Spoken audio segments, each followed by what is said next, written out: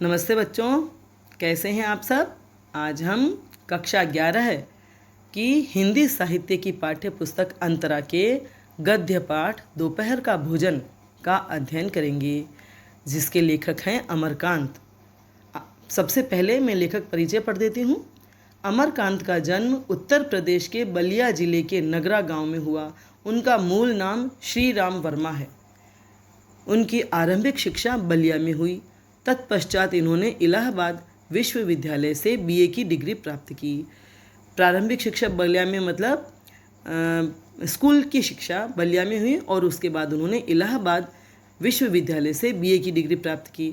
साहित्य सृजन में इनकी बचपन से ही रुचि थी। बचपन में ही जब बच्चे थे तभी से वे कुछ रचना करना मतलब कविता वगैरह लिखना शुरू कर चुके थे और किशोरावस्था तक आते आते उन्होंने कहानी लेखन भी शुरू कर दिया था।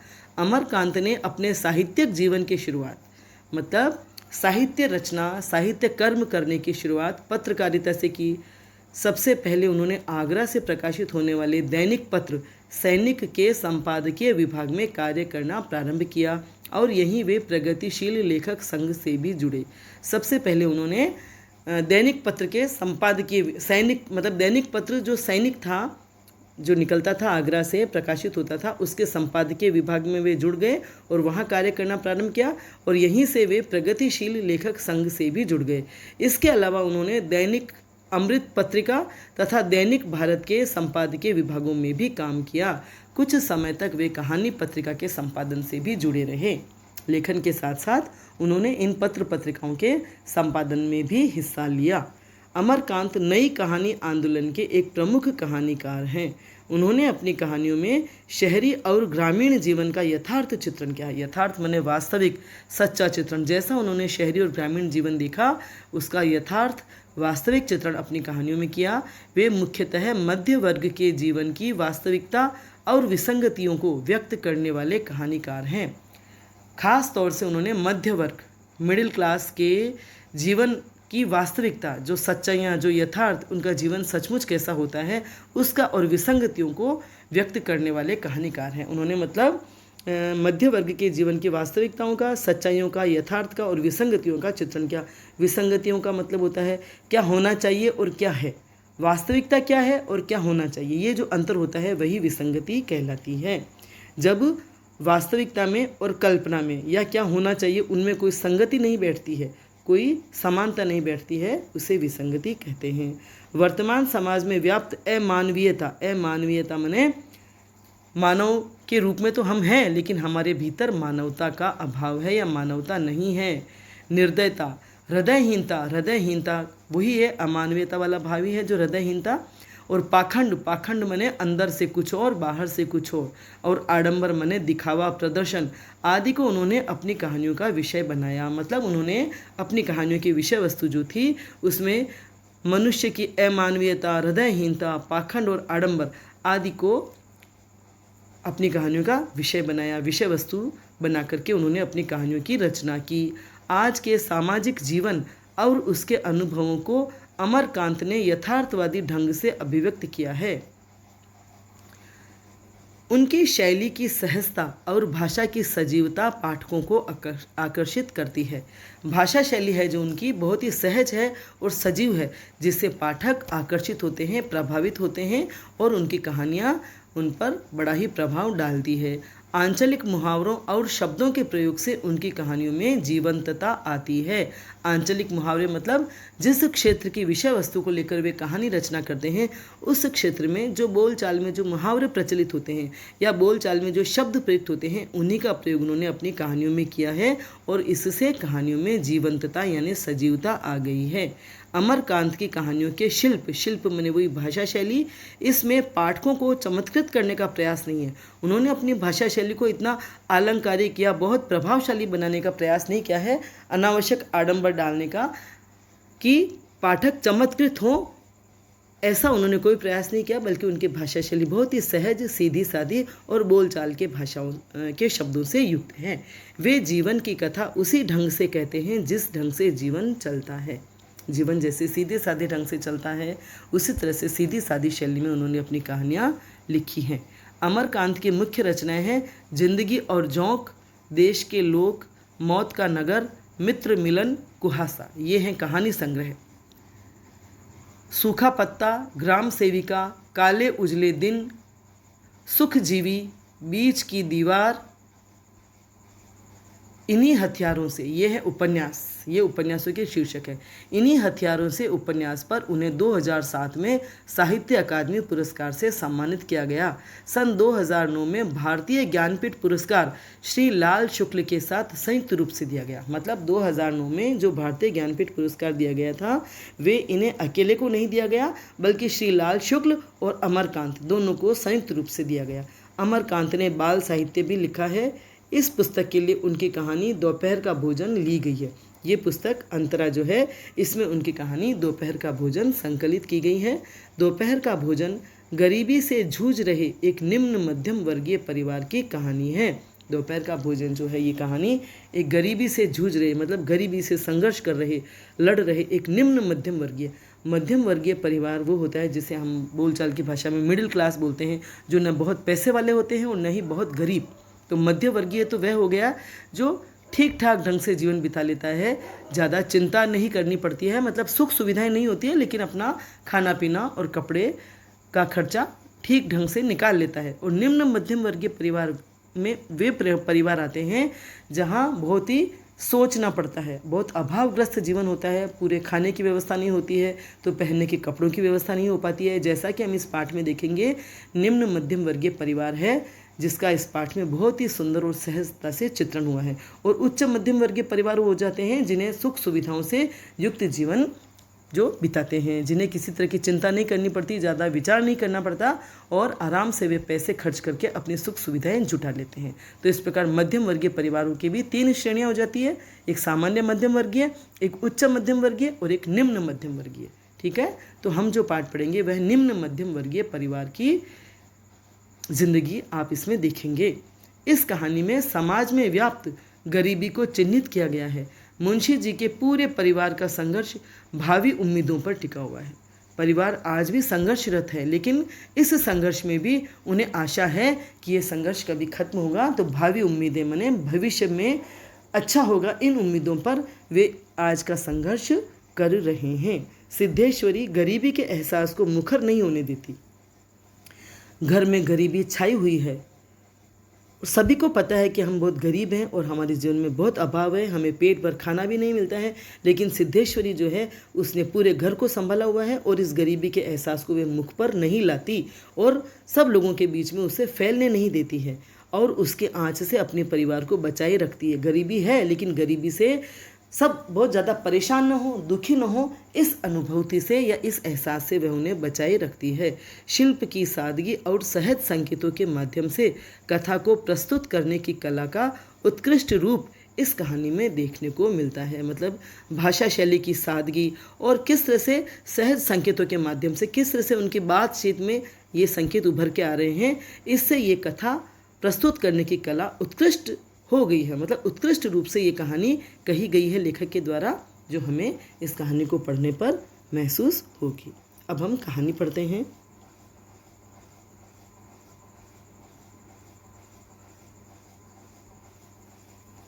दोपहर का भोजन। सिद्धेश्वरी ने खाना बनाने के बाद चूल्हे को बुझा दिया और दोनों घुटनों के बीच सिर रखकर शायद पैर की उंगलियां या जमीन पर चलते चींटे चींटियों को देखने लगी। सिद्धेश्वरी इस घर की स्वामिनी है, मालकिन है और प्रमुख पात्र है। उसने खाना बनाया दोपहर का और चूल्हे को बुझा दिया, फिर दोनों घुटनों के बीच सिर रखकर बैठ गई।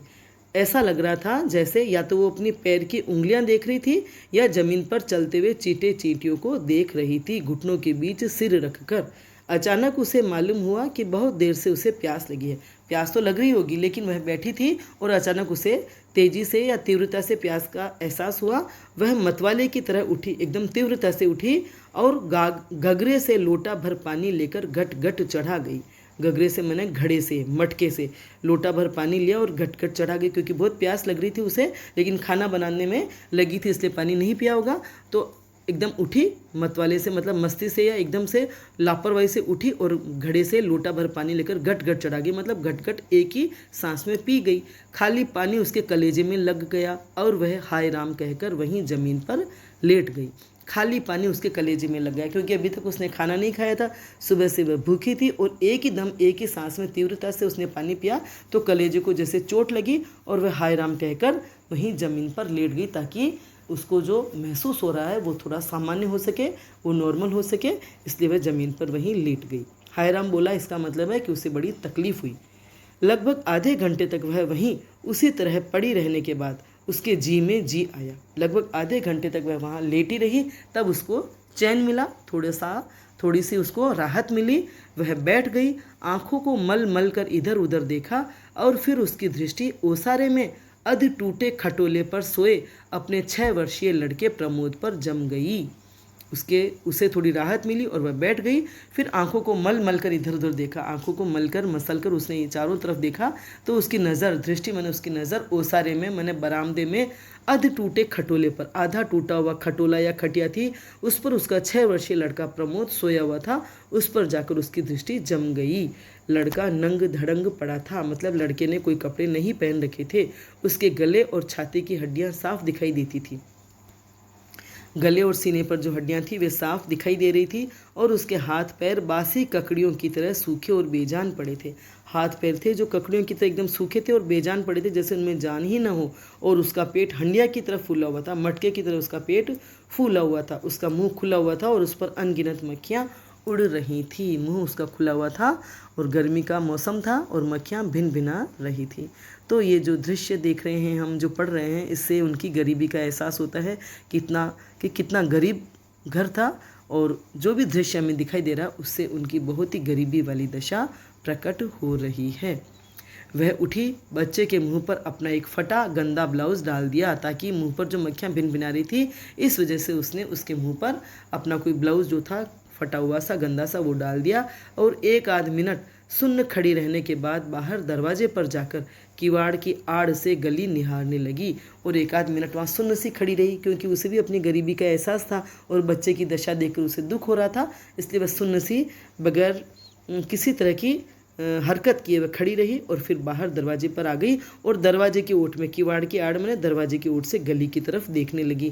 12 बज चुके थे, धूप अत्यंत तेज थी और कभी कभी 1-2 व्यक्ति सिर पर तौलिया या गमछा रखे हुए या मजबूती से छाता ताने हुए फुर्ती के साथ लपकते हुए सामने से गुजर जाते। 12 बज चुके थे तो एकदम दोपहर का समय था और धूप बहुत तेज़ थी और गली में वह देख रही थी, निहार रही थी, मतलब देखने लगी। और कभी कभी कोई व्यक्ति धूप में आवश्यक काम से निकलते हैं तो जाना ही पड़ता है, तो लौटते हुए से सिर पर तौलिया या गमछा रखे हुए या कोई व्यक्ति मजबूती से छाता ताने हुए ताकि धूप से बचाव हो सके और लपकते हुए, मतलब बड़ी तेज़ गति से उस गली में से उसके घर के सामने से गुजर जाते। ठीक है, समझ में आ रहा है? बहुत ही सहज भाषा शैली है, बोलचाल की भाषा है और गरीबी का बहुत ही मार्मिक चित्रण हो रहा है, उनके अभावग्रस्त दशा का। 10-15 मिनट तक वह उसी तरह खड़ी रही। कितनी शांत स्वभाव की महिला थी। 10-15 मिनट तक वह वहाँ खड़ी खड़ी देखती रही। फिर उसके चेहरे पर व्यग्रता फैल गई, चेहरे पर बेचैनी होगी क्योंकि वह प्रतीक्षा कर रही थी, शायद किसी की इंतज़ार कर रही थी, तो बेचैनी या व्याकुलता उसके चेहरे पर फैल गई। मतलब उसके चेहरे को देख करके लगता था कि वह व्याकुल सी हो रही है, बेचैन सी हो रही है। और उसने आसमान तथा कड़ी धूप की ओर चिंता से देखा। आसमान की तरफ देखा, कड़ी धूप पड़ रही है तो उसे चिंता होने लगी अपने घर लौटने वाले सदस्यों के प्रति कि इतनी धूप चढ़ आई है, 12 बज चुके हैं और सब भूखे हैं और न जाने कब खाना खाने आएंगे। 1-2 क्षण बाद जब उसने सिर को किवाड़ से काफ़ी आगे बढ़कर गली के छोर की तरफ निहारा तो उसका बड़ा लड़का रामचंद्र धीरे धीरे घर की ओर सरकता नजर आया। और 1-2 मिनट के बाद उसने किवाड़ से थोड़ा आगे बढ़ कर के गली के छोर की तरफ निहारा, मतलब गली का जो नुक्कड़ था या किनारा था जहाँ से गली शुरू होती थी, उधर देखा। वह इंतज़ार कर रही थी तो देख रही थी कि भी कोई आ रहा है कि नहीं आ रहा है। तब उसने देखा कि उसका जो बड़ा बेटा है रामचंद्र, वह धीरे धीरे चलता हुआ आ रहा था, सरकता नजर आया। मतलब बड़ा ही मायूस होगा, धूप की वजह से परेशान होगा, भूख से परेशान होगा, इस तरह से सरकता हुआ सा आया। तो जो शब्दों का प्रयोग लेखक महोदय ने किया है, इससे भी सबकी भाव दशा का हमें अनुभव होता है कि किस तरह से सब मायूस थे और गरीबी के एहसास से भरे हुए थे, उदास थे, परेशान थे। कोई उमंग या उत्साह उनके हृदय में नहीं था। ठीक है। उसने फुर्ती से एक लोटा पानी ओसारे की चौकी के पास नीचे रख दिया। उसने जब देखा कि बड़ा बेटा आ रहा है तो बड़ी ही फुर्ती से उसने एक लोटा पानी भरा और ओसारे में, मतलब बरामदे में जो एक चौकी पड़ी हुई थी जिस पर वे सब बैठते थे, उसके पास नीचे रख दिया और चौके में मैंने रसोई में जाकर खाने के स्थान को जल्दी जल्दी पानी से लीपने पोतने लगी। मतलब जो खाना बनाने का स्थान था उसे पानी से लीपने पोतने लगी, जैसे अपने आप को काम में व्यस्त दिखाना चाह रही थी कि वह जैसे मतलब सामान्य दिखाना चाह रही थी वातावरण को। वहाँ पीढ़ा रखकर, पीढ़ा मैंने मूढ़ा वगैरह जो होता है ना बैठने के लिए, वह रखकर उसने सिर को दरवाजे की ओर घुमाया ही था कि रामचंद्र ने अंदर कदम रखा। उसे एहसास हो गया जैसे 2-3 मिनट में कि वह अंदर आने वाला है, तो वो पानी से चूल्हे को लीपने पोतने लगी और फिर जैसे ही बाहर मतलब घूमकर दरवाजे की तरफ देखा तो रामचंद्र अंदर आ चुका था।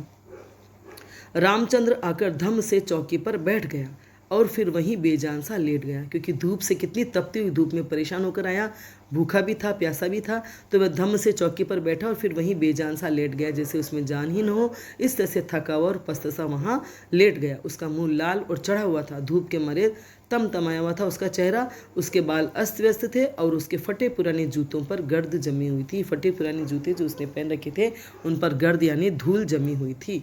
सिद्धेश्वरी की पहले हिम्मत नहीं हुई कि उसके पास जाए और वह वहीं से भयभीत हिरनी की भांति सिर उचका घुमाकर बेटे को व्यग्रता से निहारती रही।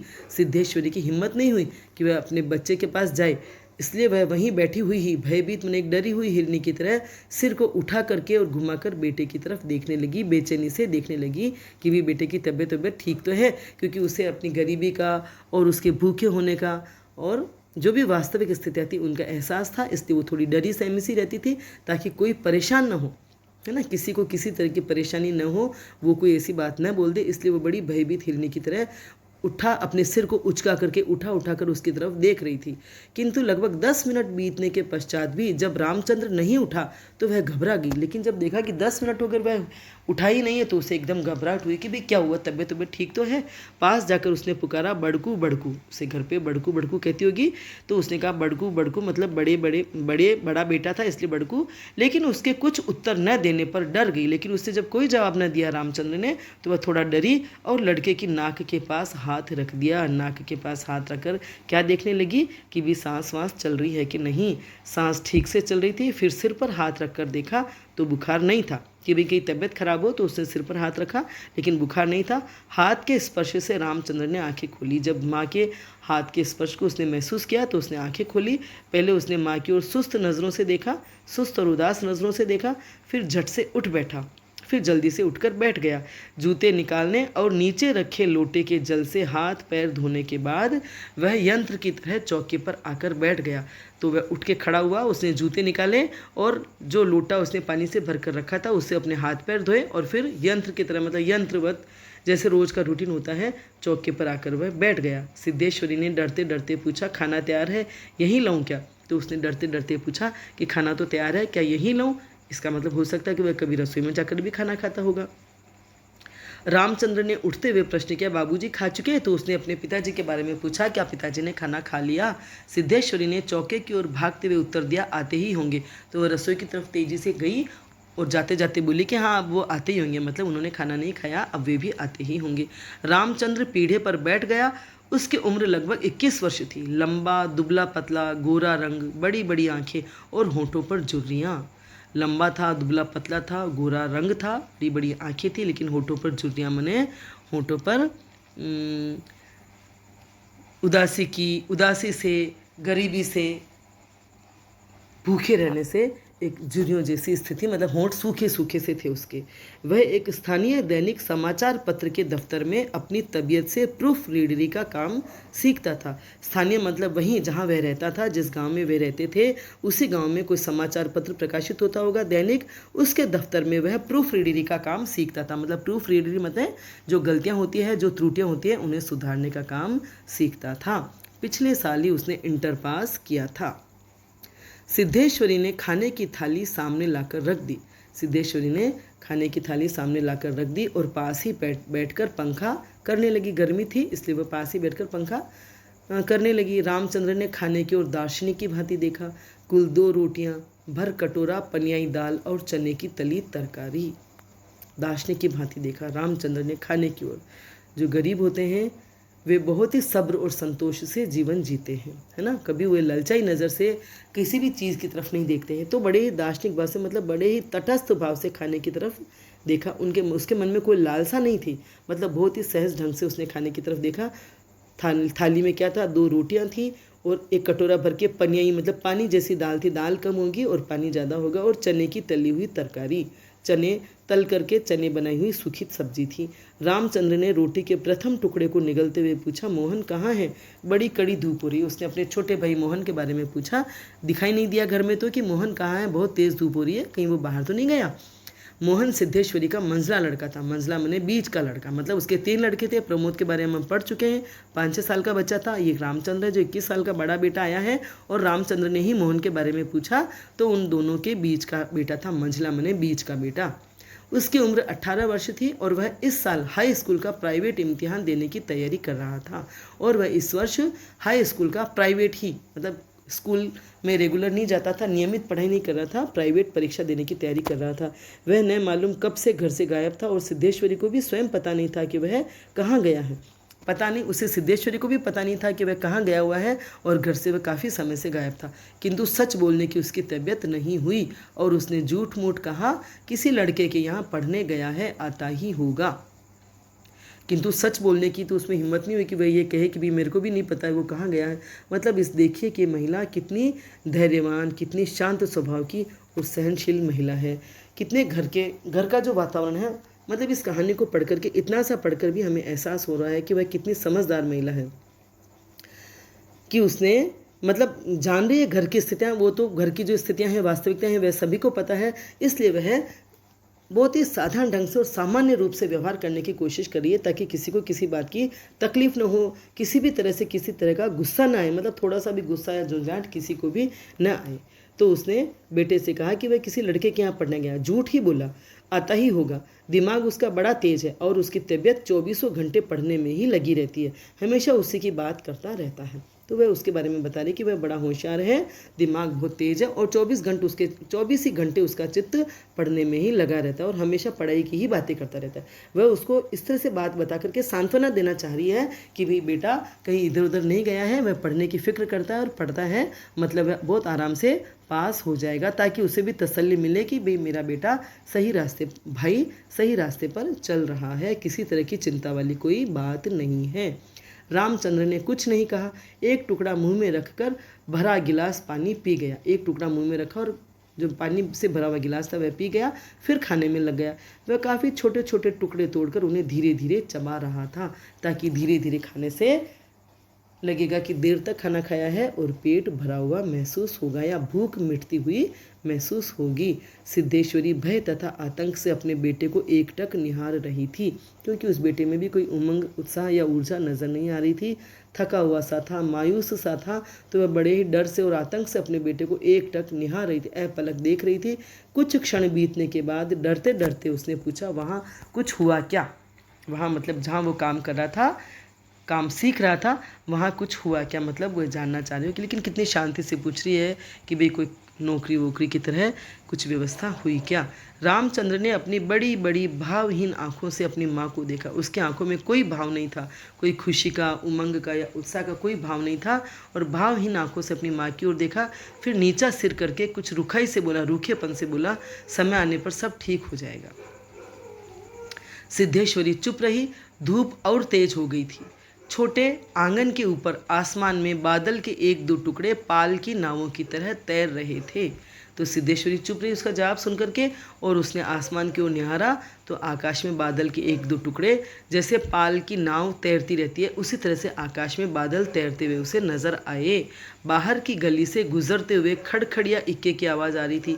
गली से कोई वाहन जा रहा होगा, इक्का जा रहा होगा, तो उसकी खड़खड़ाती हुई आवाज़ आ रही थी, और खटोले पर सोए बालक की सांस का खर खर शब्द भी सुनाई दे रहा था। जो बच्चा सोया हुआ था प्रमोद, उसकी सांसों की आवाज़ भी सुनाई दे रही थी। रामचंद्र ने अचानक चुप्पी को भंग करते हुए पूछा, प्रमोद खा चुका? तो रामचंद्र को भी अचानक उसका ध्यान आया प्रमोद का, और बोला कि प्रमोद ने खाना खा लिया।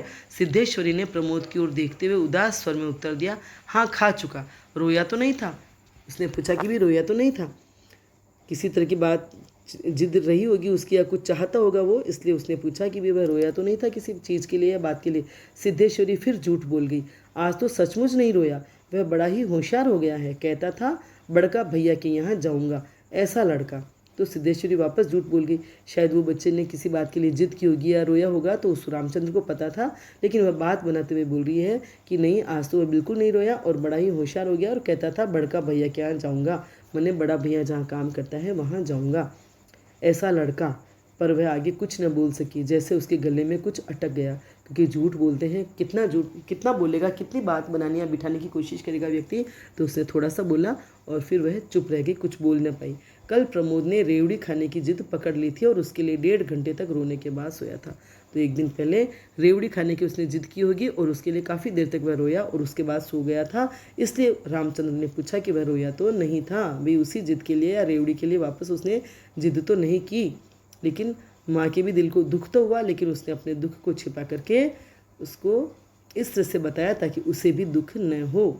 थाली में जब रोटी का केवल एक टुकड़ा शेष रह गया तो सिद्धेश्वरी ने उठने का उपक्रम करते हुए प्रश्न किया, एक रोटी और लाती हूँ। जब देखा कि वह रोटी खा चुका और एक टुकड़ा बचा था तो उसने उठने का उपक्रम, मतलब जैसे उठ रही हो खाना लाने की और रोटी लाने के लिए उठ रही हो, ऐसी तैयारी करते हुए, ऐसा उपक्रम करते हुए कोशिश करते उठने की का प्रयास करते हुए उसने प्रश्न किया कि एक रोटी और लाती हूँ। उसने कहा कि मैं एक रोटी और लाती हूँ। रामचंद्र हाथ से मना करते हुए हड़बड़ाकर बोल उठा था। एकदम रामचंद्र ने हाथ से मना किया और हड़बड़ाकर, मतलब जल्दबाजी में बोला कि नहीं नहीं, जरा भी नहीं, अब नहीं चाहिए बिल्कुल भी, मेरा पेट पहले ही भर चुका है, मैं तो यह भी छोड़ने वाला हूँ। मतलब ये जो टुकड़ा बच रहा है उसे भी छोड़ने वाला हूँ, मेरा पेट भर गया है, बस अब नहीं चाहिए। सिद्धेश्वरी ने जिद की, अच्छा आधी ही सही। तो उसने आग्रह किया कि नहीं, आधी रोटी ही सही, मैं लेके आती हूँ। रामचंद्र बिगड़ उठा तो रामचंद्र थोड़ा झुंझला पड़ा। अधिक खिलाकर बीमार डालने की तबीयत है क्या, कि अधिक खिला करके बीमार करना चाहती हो क्या? तुम लोग जरा भी नहीं सोचते, बस अपनी जिद, मतलब अपनी जिद पे अड़े रहते हो। भूख रहती तो क्या ले नहीं लेता? अगर मुझे भूख होती तो क्या मैं रोटी ले नहीं लेता? मतलब माँ से वह कह रहा था कि आप जिद मत करो, क्योंकि उसे भी पता है कि घर में कितना खाना होगा, तो 2 चपाती ही मुझे खानी है, बाकी बचा हुआ खाना भी सबको खाना है। सिद्धेश्वरी जहाँ की तहाँ बैठी ही रह गई, तो वह उठी नहीं और वहीं बैठी रह गई। रामचंद्र ने थाली में बचे टुकड़े से हाथ खींच लिया और लोटे की ओर देखते हुए कहा, माँ पानी लाओ। तो उसने जो थाली में बचा हुआ था टुकड़ा, उसको भी अभी खाया नहीं, उसने रुक गया और लोटे की ओर देखते हुए कहा कि पानी लेके आओ। सिद्धेश्वरी लोटा लेकर पानी लेने चली गई। रामचंद्र ने कटोरे को उंगलियों से बजाया। कटोरे को उंगलियों से बजाया मतलब थोड़ी सी बेचैनी सी होती ना, कि भी जैसे वो इंतज़ार कर रहा है पानी लाने का, तो कटोरे को पकड़ करके बजाया। फिर हाथ को थाल में रख दिया और फिर हाथ को वापस थाली में रखा। 1-2 क्षण बाद रोटी के टुकड़े को धीरे से हाथ से उठाकर आँख से निहारा और अंत में इधर उधर देखने के बाद टुकड़े को मुंह में इस सरलता से रख लिया जैसे वह भोजन का ग्रास न होकर पान का बीड़ा हो। तो लेखक महोदय ने कितनी सरलता से, कितनी सहजता से और बिल्कुल वैसा ही चित्रण कर रहे हैं जैसा सहज भाव से कोई खाना खाते हुए हरकत करता है या व्यवहार करता है, कि उससे रोटी का टुकड़ा उठाया, उसको निहारा और इस तरह से मुंह में रखा जैसे रोटी न खा करके पान का बीड़ा खा रहा हो। तो रामचंद्र कल्पना ही कल्पना में भोजन का आनंद ले रहा था। ठीक है। मंझला लड़का मोहन आते ही हाथ पैर धोकर पीढ़े पर बैठ गया। इसी दरमियान, इसी बीच मंझला लड़का, जो बीच का उसका बीच वाला लड़का था, तीनों बेटों में से बीच वाला मोहन आ गया और उसने भी हाथ पैर धोकर के वह भी पीढ़े पर बैठ गया। वह कुछ सांवला था और उसकी आंखें छोटी थी।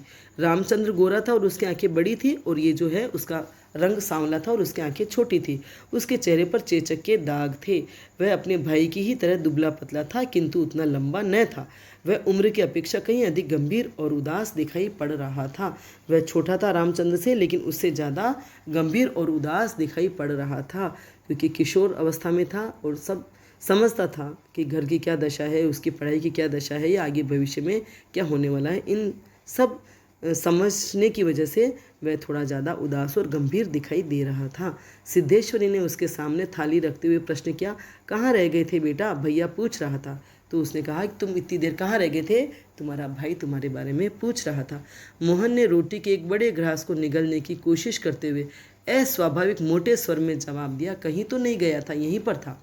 मतलब उसने जो जवाब दिया वह अस्वाभाविक भी था और मोटी मोटी आवाज़ में दिया कि मैं कहीं नहीं गया था, मैं यहीं पर था, क्योंकि वह भी क्या बताता, निरर्थक इधर उधर घूम रहा होगा या कहीं गया होगा। सिद्धेश्वरी वहीं बैठकर पंखा डुलाती हुई इस तरह बोली जैसे स्वप्न में बड़बड़ा रही हो। तो वह पंखा, उसके भी पंखा कर रही थी, वो खाना खा रहा था, तो और ऐसे बोली जैसे सपने में बोल रही हो या बड़बड़ा रही हो। बड़का तुम्हारी बड़ी तारीफ कर रहा था, मतलब बहुत खुलकर तेज आवाज़ में नहीं बोल रही थी, धीरे धीरे कह रही थी कि बड़का मने बड़ा भाई तुम्हारी बहुत तारीफ कर रहा था। कह रहा था मोहन बड़ा दिमागी होगा, उसकी तबीयत 24 घंटे पढ़ने में ही लगी रहती है, कि मोहन का दिमाग बड़ा तेज होगा, ये बड़े तेज़ दिमाग से काम करने वाला निकलेगा, और इसकी तो तबीयत 24 घंटे पढ़ने में ही लगी रहती है। यह कहकर उसने अपने मसले लड़के की ओर इस तरह देखा जैसे उसने कोई चोरी की हो।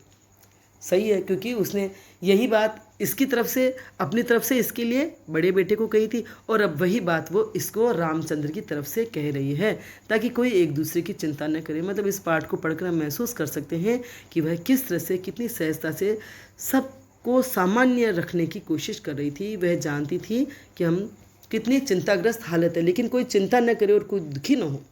अब ये सिद्धेश्वरी मतलब कितनी संस्कारी, कितनी धैर्यवान और कितनी सहनशील महिला है, सबका सम्मान करती है। ये सब उसके बच्चे हैं, रामचंद्र बच्चा है, मोहन बच्चा है, लेकिन कितनी शालीनता से और कितने स्नेह से और आदर से व्यवहार करती है। सबको मन से जोड़ने का पूरा प्रयास करती है, मतलब एक दूसरे के मन को जोड़ने का प्रयास करती है। गरीबी है, अभाव है, पर इनके दुख से और तकलीफ से सबको बचाना चाहती है। इसलिए एक दूसरे के बारे में बातचीत करके सबके मन में संतोष और सुकून भर देना चाहती है, ताकि दुख तो है पर सब ज़्यादा दुखी न हो, कोई किसी के दुख से दुखी न हो, कोई किसी की चिंता न करे। इस तरह से उन सब के बीच की जो दूरी या थोड़ी बहुत जो दूरी है उसे पाटने की कोशिश करती है।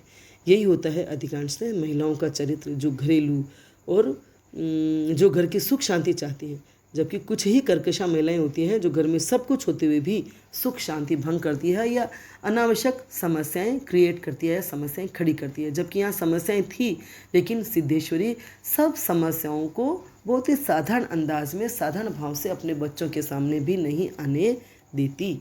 ठीक है, समझ में आ रहा है पाठ? तो अपने मंझले लड़के की ओर इस तरह देखा जैसे उसने कोई चोरी की हो। मतलब उसने कोई झूठ तो बोल नहीं रही थी वो, क्योंकि मोहन की तरफ से या मोहन की तारीफ वो रामचंद्र से कर रही थी, और रामचंद्र के भाव मोहन को व्यक्त कर रही थी कि भी वह तुम्हारी तारीफ कर रहा था, ताकि दोनों भाई एक दूसरे से खुश हों, संतुष्ट हों। मोहन अपनी माँ की ओर देखकर फीकी हंसी हंस पड़ा। मतलब फीकी हंसी जैसे उस हंसी में कोई मतलब खुशी नहीं थी, उस हंसी में कोई खुशी नहीं थी, और फिर खाने में जुट गया। शायद वो अपनी माँ की मनोवृत्ति जानता होगा कि माँ सबको ढाढ़स बंधाने के लिए इसी तरह की बातें करती रहती है, इसलिए उसकी हंसी मतलब फीकी थी। वह परोसी गई 2 रोटियों में से 1 रोटी कटोरी की 3/4 दाल तथा अधिकांश तरकारी साफ कर चुका था। तो जो थाली में 2 रोटियां रखी हुई थी उसमें से 1 रोटी खा ली और 3/4 दाल खा ली और अधिकांश तरकारी उसने साफ कर दी। सिद्धेश्वरी की समझ में नहीं आया कि वह क्या करे। इन दोनों लड़कों से उसे बहुत डर लगता था, क्योंकि दोनों बड़े बेटे थे और चिंता करते थे, वे समझते थे, घर की हालत समझते थे, अपना भविष्य समझते थे। इसलिए वह उनसे थोड़ा डरती थी कि वे चिंतित या परेशान न हो। मतलब उनको चिंता और डर से बचाना चाहती थी, इसलिए वह डरती थी कि उसके मुँह से कोई ऐसी बात न निकल जाए जिससे अपने बच्चों को तकलीफ हो। अचानक उसकी आंखें भर आई, वह दूसरी ओर देखने लगी और इसी डर की वजह से उसकी आंखों में आंसू आ गए और वह दूसरी तरफ देखने लगी। मतलब वह भरसक कोशिश कर रही थी, लेकिन शायद अपने बच्चों को खुश या संतुष्ट नहीं कर पा रही थी। इस एहसास से उसकी आंखें भर आईं। थोड़ी देर बाद उसने मोहन की ओर मुंह फेरा तो लड़का लगभग खाना समाप्त कर चुका था, और थोड़ी देर बाद जब उसने मोहन की तरफ देखा तो वह खाना खा चुका था। सिद्धेश्वरी ने चौंकते हुए पूछा, 1 रोटी देती हूँ। मोहन ने रसोई की ओर रहस्यमय नेत्रों से देखा, फिर सुस्त स्वर में बोला, नहीं। मोहन ने रसोई की ओर रहस्यमय जैसे वह जानता था कि रसोई में अब रोटी होगी भी या नहीं, माँ के लिए भी बची होगी या नहीं, क्योंकि उसे वस्तु स्थिति का पता था कि घर में कितना खाना हो सकता है। इसलिए वह सुस्त स्वर में बोला, नहीं। सिद्धेश्वरी ने गिड़गिड़ाते हुए कहा, नहीं बेटा, मेरी कसम, थोड़ी ही ले लो, तुम्हारे भैया ने 1 रोटी ली थी। तो वह इसको गिड़गिड़ाते हुए, क्योंकि माँ को कितना दुख हो सकता है अपने बच्चों को भूखा दे करके। जवान बच्चे थे तो कितना उन्हें भरपूर खाना चाहिए, लेकिन वह आधा खाना ही उनको मिल रहा था, आधा पेट भरे इतना ही खाना मिल रहा था। तो माँ भी बड़ी पीड़ित थी इस पीड़ा से, तो इसलिए वह गिड़गिड़ाते हुए बोली कि नहीं बेटा, मेरी कसम, थोड़ी रोटी ले लो, तुम्हारे भैया ने 1 ही रोटी ली थी, जबकि उसने 2 खाई। लेकिन वह इसलिए कह रही है ताकि वह 1 रोटी ले ले कि भी भैया ने 1 खाई है तो 1 बची हुई होगी तो वो मैं ले लूँ। लेकिन मोहन ने अपनी माँ को गौर से देखा, फिर धीरे धीरे इस तरह उत्तर दिया जैसे कोई शिक्षक अपने शिष्य को समझाता है, कि जैसे कोई शिक्षक अपने बच्चों को या शिष्य को समझाता है, इस तरह से उसने समझाने वाले अंदाज में कहा, नहीं रे बस अव्वल तो अब भूख नहीं, कि अब पहले अव्वल तो मैंने पहले तो अब भूख नहीं है, फिर रोटियां तूने ऐसी बनाई हैं कि खाई नहीं जाती, न मालूम कैसी लग रही है। खैर अगर तू चाहती ही है तो कटोरे में थोड़ी दाल दे दे, दाल बड़ी अच्छी बनी है। तो उसने कहा कि तूने रोटी न जाने कैसी बनाई है, जो मुझे अच्छी नहीं लग रही है, लेकिन अगर तू चाहती है तो थोड़ी दाल और दे दे, दाल बहुत अच्छी बनी है। सिद्धेश्वरी से कुछ कहते न बना और उसने कटोरे को दाल से भर दिया। मोहन कटोरे को मुंह से लगाकर सुड़ सुड़ पी ही रहा था कि मुंशी चंद्रिका प्रसाद जूतों को खस खस घसीटते हुए आए और राम का नाम लेकर चौकी पर बैठ गए।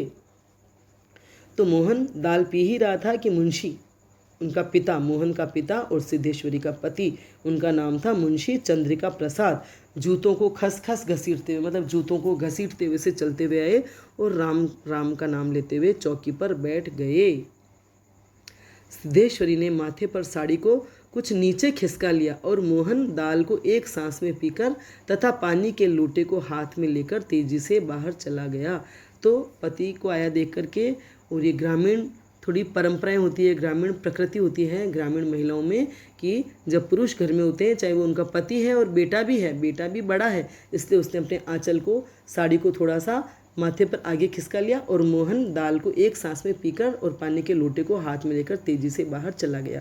एक दूसरे के प्रति बड़ा ही सम्मान का भाव होता है कि वे चुप रहते हैं और जब एक आता है तो दूसरा चला जाता है। तो आज हम बच्चों, समझ में आ रहा है आपको, आज हम इतना ही पढ़ेंगे। आपको वीडियो समझ में आ गया होगा, पसंद आया हो तो लाइक करें, अपने फ्रेंड्स के साथ शेयर करें और मेरे चैनल को सब्सक्राइब करें। बेल आइकन भी अवश्य टच करें ताकि मैं जब भी वीडियो बनाऊंगी, जब भी कोई पाठ पढ़ाऊंगी, तब उसकी सूचना आपको तत्काल मिल जाएगी। धन्यवाद।